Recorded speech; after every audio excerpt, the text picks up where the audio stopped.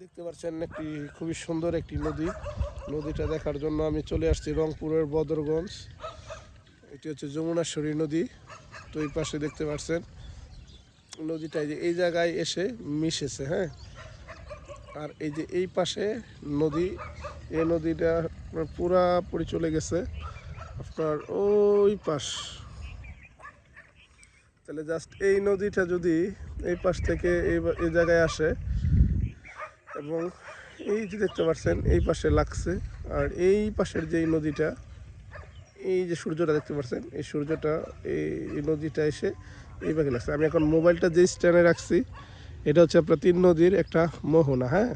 আমি যদি একটু জুম করি তাহলে দেখতে পারবেন ওই সামনে আপনার বাঁশের ফেরি, যেগুলো আপনার ফারক বা কি বলে আমাদের গ্রামের ভাষা, বা আমরা যেগুলো সাঁকু সম্ভবত সাঁকু বলে, বাঁশ দিয়ে তৈরি করা সাঁকু, এগুলোর উপর দিয়ে মানুষ যাচ্ছে দেখতে পারবেন। বিশেষ করে অনেক দূরে এই হচ্ছে গ্রাম প্রকৃতির একটি মায়াবী দৃশ্য। দেখেন বিকালের যে সূর্যটা, সেই সূর্যটা দেখলে কীরকম আপনাদের লাগবে অনুভূতি। যারা আসলে গ্রামে আসেন না তারা হয়তো বা জানেন না যে গ্রামটা আসলে কত সুন্দর, হ্যাঁ। এটা আমার শ্বশুরবাড়ি এরিয়া, আমি বেড়াতে আসছি জায়গায়। আমার শ্বশুরবাড়ি থেকে এই এরিয়াটা প্রায় আপনার 50 টাকা ভাড়া লাগে এই জায়গায় আসতে, আসা যাওয়া 100 টাকা। তারপরেও বাড়িতে বসে থেকে ভালো লাগে না, ঘুরতে আসলাম, দেখতে আসলাম নদীটা। এই নদীটা আমার কাছে খুব ভালো লেগেছে।